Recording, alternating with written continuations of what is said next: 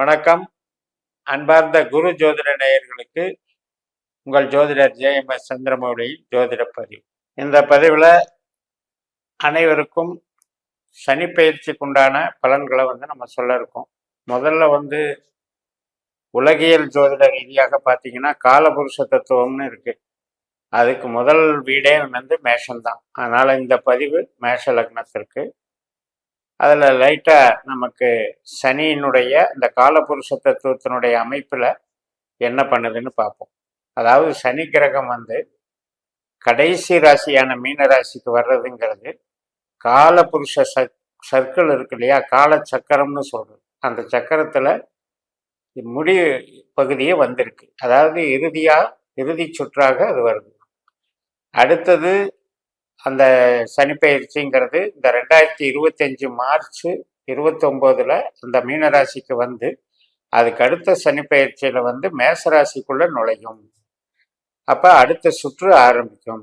அப்போ ஒரு பயணத்தை முடித்து அகைன் ஒரு ரீஸ்டார்ட் பண்ணுதுன்னு அர்த்தம்.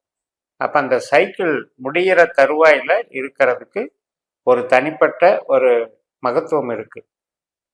காலபுருஷ தத்துவத்தில் 4ஆம் இடமான கடகராசியும் 8ஆம் இடமான விருச்சிக ராசியும் 12ஆம் இடமான மீனராசியும் நீர் ராசிகள். இது அழிவுக்கு சம்பந்தப்பட்டது. அறம் பொருள் இன்பம் வீடுன்னு சொல்றதுல சம்ஹாரஸ்தானம்னு சொல்றது.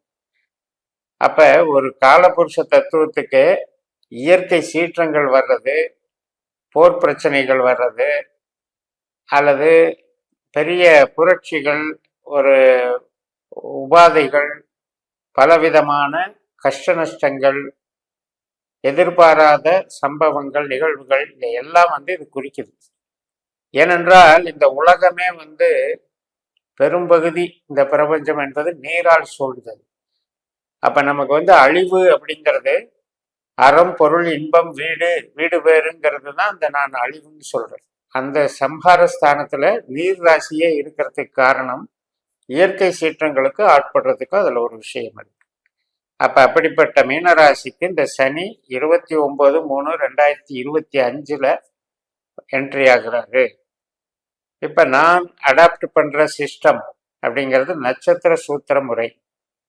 அப்ப எந்த ஒரு கிரகமானாலும் எந்த ஒரு பயிற்சியானாலும் நாம லக்னத்தை வச்சு பார்க்கணும், பிளஸ் அந்த கிரகம் போற நட்சத்திரத்தை வச்சு பார்க்கணும். இந்த இடத்துல இருக்கு, இந்த இடத்துக்கு உண்டான விஷயத்தை எடுக்கிறதுங்கிற பாலிசியை போக நுணுக்கமாக அந்த நட்சத்திரத்தின் பலனை செய்கிறதுங்கிற ஒரு கான்செப்ட்ல தான் நம்ம சொல்றோம்.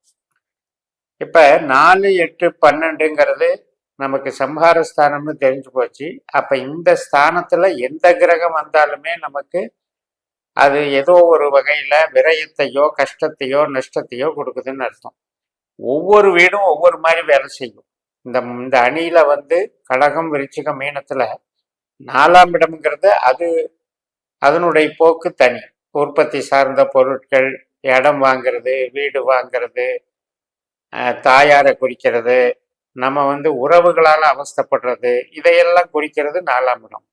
அதே 8ஆம் இடம்னு வரும் பொழுது விபத்துகள், பொருள் நஷ்டங்கள், நம்ம ஏமாத்திக்கிறது, ஹெல்த் இஷ்யூஸ் வர்றது, திடீர் நோய் உபாதைகளால் பாதிக்கப்படுறது, கடுமையான சிகிச்சைகளை ஆட்படுறது, இதெல்லாமே நம்ம 8ஆம் இடம்னு வச்சுக்கலாம். அதே 12ஆம் இடம்னு வரும் பொழுது ரகசிய செயல் திட்டங்கள், தலைமறைவாகி போதல், அல்லது ராஜதண்டனை, சிறைவாசம் முதலான ராஜதண்டனை, ஒரு வழக்கு நடக்குதுன்னா அந்த வழக்குல தோல்வி, இது மாதிரி எல்லாம் அது வேலை செய்யும். அதனால நம்ம ஜென்ரலா நம்ம சிஸ்டப்படி சனிங்கிறது ராசியை வச்சு பார்க்கறது அல்ல, உங்களுடைய லக்னத்துக்கு வச்சு பாருங்க. இப்ப மேஷ லக்ன பதிவு. இந்த மேஷ லக்னத்துக்கு 4ஆம் இடத்துல சனி வரக்கூடிய 2.5 வருஷமும், 8ஆம் இடமான விருச்சிக ராசியில சனி வரக்கூடிய 2.5 வருஷமும், 12ஆம் இடமான மீனராசியில சனி வரக்கூடிய 2.5 வருஷமும் தான் உங்களுக்கு மோசமான கெட்ட ஸ்தானம் அப்படிங்கிறத நீங்க ஞாபகம் வச்சுக்கோங்க. இந்த 3, 2 தான் 7.5 வருஷம். இதை முன்னோர்கள் 7.5 சனின்னு நம்ம லக்னத்தை பேஸ் பண்ணி சொன்னது மாறி போனதுனால இப்போ ராசியை பேஸ் பண்ணி எடுத்து நம்ம குழப்பிக்கிட்டு இருக்கோம். அதனால ஒரு வாழ்க்கைய ஒருத்தருடைய நல்லது கெட்டதுகளை ஒருத்தருக்கு வரக்கூடிய பிரச்சனைகளை சனி மட்டுமே செய்யும்னா மற்ற கிரகங்கள் எதுக்கு, 12 பாவங்கள் எதுக்கு? ஆனா எப்பவுமே நாம என்ன கேள்விப்பட்டிருக்கோம் ஜோசியத்துல, சனினால தான் எல்லா கெட்டதும் நடக்குதுன்னு நினைச்சிட்டு இருக்கோம். அதாவது ஒவ்வொரு கிரகத்துக்கும் காரகத்துவ தன்மைகள்ல கெட்ட தன்மைகள் இருக்கு. அதுல துக்கம் அப்படிங்கிறதுக்கு காரகன் சனி அப்படிங்கிறது பொதுத்தன்மை. அதை ஒன்னையே வச்சுக்கிட்டு எந்த கேள்வி ஆனாலும் சனி மேல பழி போடுறது சரியில்லை. இப்ப உங்களுக்கு மார்ச் 29 அன்னைக்கு சனி பயிற்சி ஆன உடனே 12ஆம் இடத்துக்குள்ள வருது. அது உண்மையிலேயே 12ஆம் இடத்துல வருதுங்கிறத நீங்க கண்டுபிடிக்கணும். ஏன்னா நீங்க மேஷ லக்னத்துல 3 நட்சத்திரம் இருக்கு. அஸ்வினி நட்சத்திரம் 4 பாதம் இருக்கு, பரணி நட்சத்திரம் 4 பாதம் இருக்கு, கிருத்திகை நட்சத்திரம் 1 பாதம் இருக்கு. அப்ப இந்த நட்சத்திர பாதத்துல நீங்க எந்த பாதத்துல பிறக்கிறீங்களோ அந்த டிகிரி வரைக்கும், மேசராசியினுடைய கால அளவு 30 டிகிரி. அதுல பரணியில 1ஆம் பாதத்துல நீங்க பிறக்கிறீங்க அப்படின்னா 14 டிகிரி 15 டிகிரியில தான் நீங்க பிறப்பீங்க. அப்ப இந்த சனி பகவான் மீனராசியில என்ட்ரான உடனே மறுபடி 14 டிகிரி வர்றதுக்கு உங்களுக்கு கால அவகாசம் பிடிக்கும். அப்ப கிட்டத்தட்ட 1.25 வருஷம் ஆகும். அந்த 1.25 வருஷம் வரைக்கும் உங்களுக்கு 11ஆம் இடத்துல சனி இருக்கிறதா தான் அர்த்தம் ஒழிய, அந்த உங்களுக்கு லக்ன புள்ளிக்கு தகுந்த மாதிரி இந்த இதுக்கும் ஒரு புள்ளி இருக்கும் 12ஆம் இடத்துக்கும். அந்த புள்ளியை தொடும் பொழுதுதான் 12ஆம் பாவத்துக்குள்ள என்ட்ரி ஆகிறதா நீங்க எடுத்துக்கணும். அப்புறம் நான் இதையெல்லாம் விளக்கி சொல்றதுக்காகத்தான் இந்த பதிவே போடுறேன். ஜென்ரலா சனி பயிற்சி அப்படின்னா இந்த ராசிக்குள்ள போன உடனே எல்லாரையும் 5 வயசுல இருந்து 100 வயசுல இருக்கிற வரைக்கும் எல்லாரையும் பயமுறுத்துறதுக்கு அல்ல. அப்போ ஒரு பாவம்ங்கிறதே நம்ம வரையறுக்காம பலனை பார்க்கறதுல அபத்தமானது. அப்போ உங்களுடைய பாவம் என்பது என்ன என்பதை முதல்ல நீங்க லக்னத்தை வச்சு தெரிஞ்சுக்கோங்க. மேஷ லக்னம்னு முதல்ல எடுக்கணும்.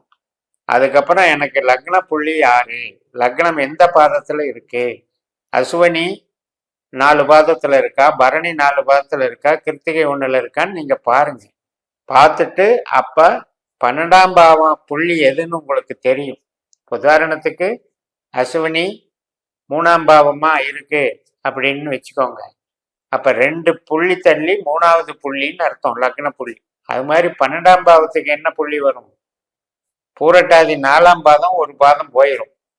அதுக்கப்புறம் உத்திரட்டாதி ஒரு புள்ளி கழிச்சு 3வது புள்ளி உத்திரட்டாதி 2ஆம் பாவத்துக்குள்ள சனி என்ட்ராகும் போதுதான் உங்களுக்கு உண்மையிலேயே 12ஆம் பாவத்துக்குள்ள சனி என்ட்ராகுது.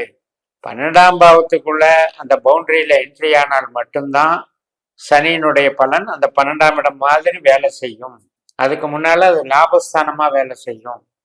அதை புரிஞ்சுக்கோங்க. அதனால 12ஆம் பாவ புள்ளியை தொடும் பொழுது நீங்க உங்களுடைய ஜனன ஜாதகத்தை நட்சத்திர சூத்திர முறைப்படி கணிச்சுக்கோங்க. அதாவது பாஸ்கர அஸ்ட்ராலஜி சிஸ்டத்துல அதனுடைய ஒரு பிளசைடியஸ் மெத்தட்ல நம்ம கணிக்கணும். அதுல உபநட்சத்திரம்னு பார்க்குற மெத்தடும் இருக்கு. 12 பாவ உபநட்சத்திரங்களையும் நம்ம கண்டுபிடிச்சிக்கலாம். அப்ப உங்களுக்கு 12ஆம் பாவ எல்லையும் அங்க கரெக்டா வரையறுக்கப்பட்டு தெரிஞ்சிடும். அந்த 12ஆம் பாவ எல்லை உங்க ஜாதகத்துல தெரிஞ்ச பின்னாலதான் இந்த டிகிரிக்குள்ள சனி என்ட்ராகும் போது நம்மளுக்கு 12க்குள்ள வருது அப்படிங்கிறத நீங்க புரிஞ்சுக்கலாம். சரி, இப்ப எப்படி 12க்குள்ள வந்துருச்சு அப்படின்னா என்ன பண்ணும் அப்படின்னு எடுத்துக்கிட்டீங்கன்னா, இப்போ உங்க ஜனன ஜாதகத்துல சனி அதிபதின்னு எடுக்கும்போது 10ஆம் அதிபதி 11ஆம் அதிபதி. ஆனால் சனியினுடைய நட்சத்திரங்கள் எங்க இருக்கு, உங்களுக்கு 4ஆம் இடமான கடகராசியிலும் 8ஆம் இடமான விருச்சிக ராசியிலும் 12ஆம் இடமான மீனராசியிலும் தான் சனியினுடைய நட்சத்திரம் இருக்கு. அப்ப பூரட்டாதி நட்சத்திரத்துல 4ஆம் பாதத்துல தொடும் பொழுது அது குரு மாதிரி வேலை செய்யும். அதுக்கப்புறம் உத்திரட்டாதி 1ஆம் பாதத்துக்குள்ள நுழையும் போது சனி மாதிரி வேலை செய்யும். ஏன்னா சனியினுடைய சொந்த நட்சத்திரம் உத்திரட்டாதி. அப்ப அந்த சனி கும்பத்தினுடைய பலனை தான் உங்களுக்கு தருவாரு. நாம பயந்துகிட்டு இருக்க வேண்டிய அவசியம் இல்லை. உத்திரட்டாதி 1ஆம் பாகத்துல வந்த உடனே கும்பராசிக்கான பலனை தருவாரு. அதனால உங்களுக்கு லக்னத்துக்கு 11ஆம் இடமான மகிழ்ச்சியை தருவாரு, இன்பத்தை தருவாரு, உறவுகளில் பிரிந்திருந்ததையெல்லாம் சேர்த்து வைப்பாரு, இழந்த பொருள்களை எல்லாம் மீட்பதற்கு உதவுவாருங்கிறது தான் அர்த்தம். இப்போ அந்த 12ஆம் இடத்துல இருக்கிறது அப்படிங்கிறது நமக்கு செலவுகள் அப்படிங்கிறது குறிச்சாலும் கூட நம்ம ஜனன ஜாதகத்துல அது தொழில் கிரகமா அமைதாங்கிறது பார்க்கணும். உபநட்சத்திர ரீதியில 2, 6, 10 அப்படிங்கிற வகையில இருந்தா அது தொழில் சார்ந்து சில செலவுகளை முதலீடுகளை செய்ய வைக்கும். அதே நம்மளுக்கு குடும்ப வாழ்க்கை குடும்ப ஸ்தானத்துக்கு அதிபதியா வந்ததுன்னா, அதாவது 7ஆம் இடம், 5ஆம் இடம், 11ஆம் இடம், 3ஆம் இடம், 9ஆம் இடம், 1ஆம் இடம், இதெல்லாம் வந்ததுன்னா, அந்த உபநட்சத்திரமா சனி வந்ததுன்னா உங்களுக்கு ஹெல்த் இஷ்யூஸ்ல செலவுகளை வைக்கும். இதுதான் அதில் நாம் தெரிஞ்சுக்க வேண்டிய விஷயம். மேலும் தொடர்ந்து பயணிப்போம். இந்த சேனலை சப்ஸ்கிரைப் பண்ணி ஷேர் பண்ணுங்க. உங்கள் தனிப்பட்ட ஜாதக பலாபலன்களை என்னுடைய வாட்ஸ்அப் நம்பரில் தொடர்பு கொண்டு பலன் பெறுங்கள். உங்களிடமிருந்து விடைபெறுகிறேன். உங்கள் JMS. நன்றி, வணக்கம்.